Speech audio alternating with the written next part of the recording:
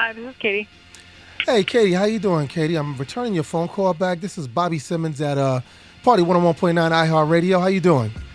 I'm good. How are you? I'm all right. Pretty interested in your questions that you wanted to ask. Yeah, we wanted to know if you were playing Rkelly.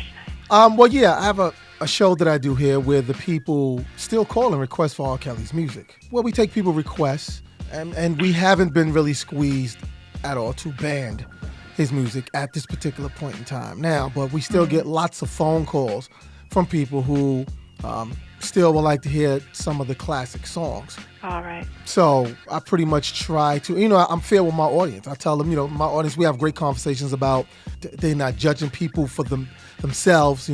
People like to separate the music from the monster, though it may seem like the monster is still a part of the music, but we can separate it, and that's what people seem to be doing. They seem to be separating it. Right. At least my listeners are. I'm sure there's a lot of other people who probably feel sick about what's going on and what they're seeing and hearing.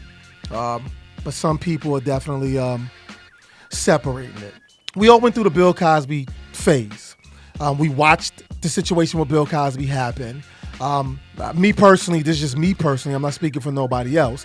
I've met Bill Cosby. Me and my group met Bill Cosby some years back, and he's a pig.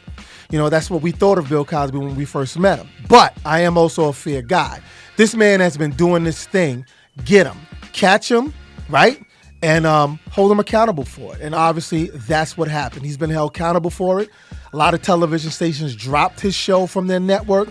But as soon as he went to jail, the networks now got his show back up. It's on like 5 times a day. So I'm saying to myself, I thought the people was about, let's ban this man's program.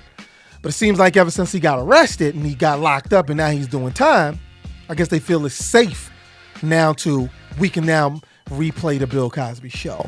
So I think that's why the people are separating the monster from the entertainer. They know that Cliff Huxtable don't really exist, but they know Bill Cosby exists. You know what I'm saying? And it's weird because it seemed like it's the same person. And I think that's where some people try to say, well, Cliff Huxtable is not real. I think his show was funny. I like watching the reruns. But Bill Cosby, if he do any comedy shows or go on tour, I'm not spending no money. And I think that's how people are attacking R. Kelly. They're not going to the concerts. They definitely not spending money on the tickets for the concerts. But some people are like, hey, I've invested my life in some of these classic songs. I can't get it out of my head. And that's from my audience. That's how they speak to me. It's a valid point about the whole Bill Cosby thing because everybody was on a movement like, yo, shut the show off every network. And they did that. But as soon as he got his sentence, Cosby Show is back up now 5 times a day, 7 days a week. So it makes you think now, what are the people, what are you really feeling of? Right. That's super interesting. I didn't know that some networks were bringing that show back. Like it's been back on. You can go to every network. So, but I guess the people got quiet on it. Nobody's really complaining about it no more. He's locked up, whatever. And people, I guess that's people's attitude where they say, I can separate the monster from the person who, it's sad to say, who was a talented man. You know what I'm saying? And entertain you all these years that you think to yourself, this pig was doing this, but people invested their time and life. You grew up on a Cosby Show.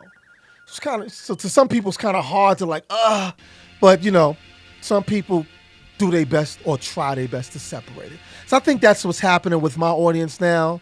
I guess whenever R. Kelly does get arrested and locked up, they're going to want to hear the music that they grew up to in. Great. Thank you so much. I appreciate it. No, and thank you so much for even wanting to ask the questions. It's okay. If you need to ask me anything else, please be my guest and call me. I would love to talk to you more. I will.